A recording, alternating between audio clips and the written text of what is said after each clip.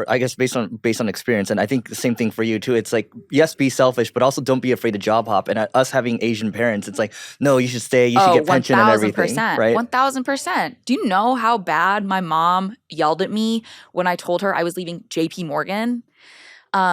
You lost the badge. I lost the badge. I lost the badge. Yeah.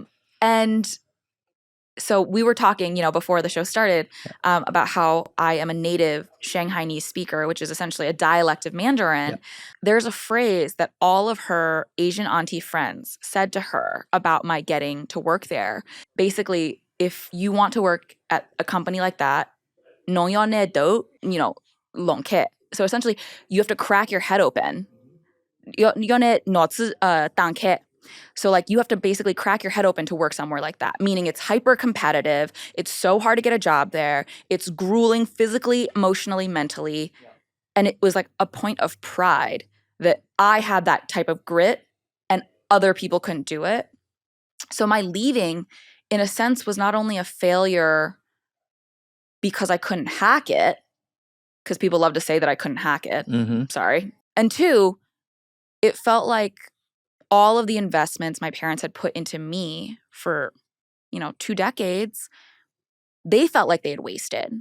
So the extracurricular business clubs that I was in high school, all the field trips that I went on to like debate competitions, going to a school like U Chicago, which certainly is not cheap. That was $250,000 education. And sure, I got some merit grants and I got some scholarships, but they also helped pay for a lot of it. And I always say that's like a huge privilege of mine. I don't have student debt. They chose to allow me to go to a school like U Chicago, knowing that it was a feeder school for lawyers, doctors, engineers, and financiers. And their thought was like, we accomplished that. Like, she got the thing that she said she wanted to do because we got her into that, she got into that school. We helped pay for it. She has this career. And now you want to piss it away? Yeah. That was the attitude. Yeah. So do you think it's, and then we can move on from this. I wasn't planning to go into the minority no, stuff. We can. But like, how does it? Do you think it's net positive to grow like the way you were brought up? Because I think we're brought up the same way, right? Yeah. Do you think the minority mindset growing up is a net positive? Listen, I got some traumas here because of how I grew up, because of how my parents spoke to me, because of some of the things that were said to me as a young Asian woman in my parents' house, especially being a very loud, outspoken, gregarious girl. Like, my mom hated that. My mom wanted me to be like cute, demure, quiet, bookish.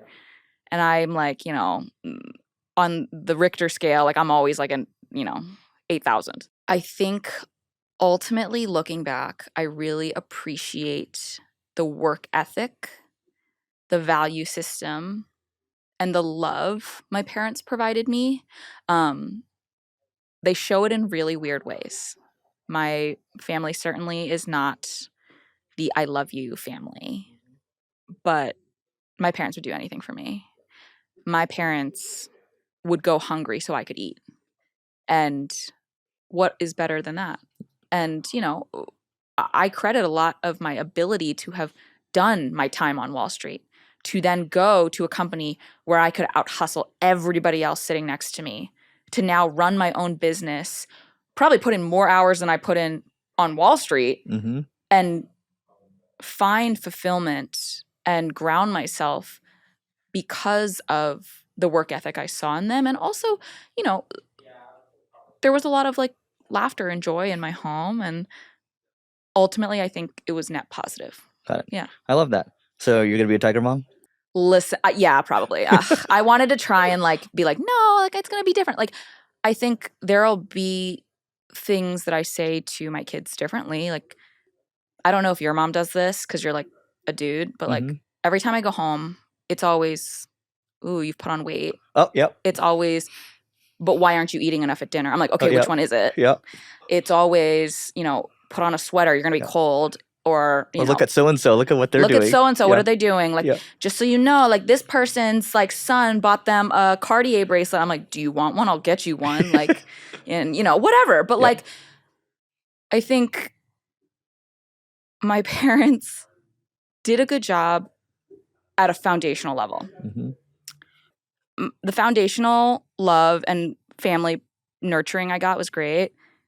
There are some horrible things that were said to me, like, you know, my dreams of being the next Britney Spears were quashed. Maybe that was okay because I wasn't that good of a singer. But I want to like really empower my kids to pursue whatever passions they have. And that comes from a position of privilege because I'm going to be able to help financially more than my parents were able to help me. But I'd also just choose kinder words because, like, you don't know what sticks with your kids. And there are certain things that I'm just probably never going to get over. Yeah. You know what's interesting? It's like same as you, like growing up, it's like, I'll never be like my parents. But then it's like, well, I guess human nature never changes much. It's like maybe maybe there's some good things there. Yeah. But yeah, I'm with you. Words matter for sure. I think we can end it with this. So you're on a pod talking about how just being an Asian American business creator almost is like our version of taking a chance as immigrants. So what do you mean by that? That's so humiliating, right? Because I certainly couldn't be a cool influencer. I couldn't be a fashion girly or a food girly or, you know, a sport girly or a workout girly. I had to choose the nerdiest topic to be a creator about. But it is a blending of the two things that I found to be really good at, you know?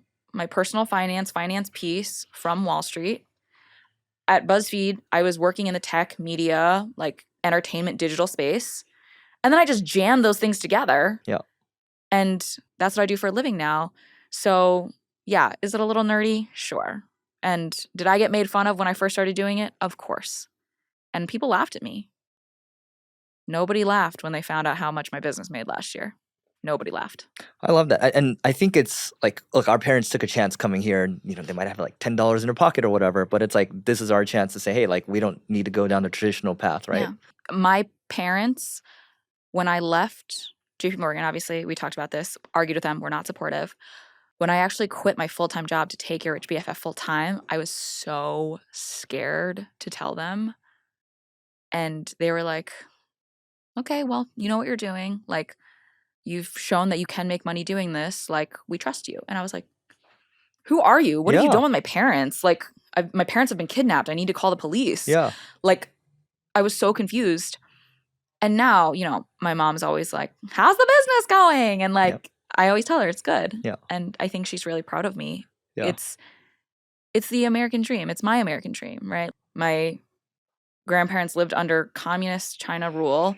My parents immigrated to this country. For me to be able to work from home in my yoga pants, make more money than they ever dreamed of, live my life exactly how I want, and take care of them. Do you think they're proud? I do. That's good. And they've actually told me they are. Yeah. And I was a little weirded out by it. Like, what is this compliment? Yeah, I was like, what is that? But they've started, you know, warming up. And maybe that's also a factor of them having now lived in the US for longer than they lived in China. Like, we forget that sometimes. Like, our parents are getting older, and my parents are citizens, US citizens. So they're softening, which is nice.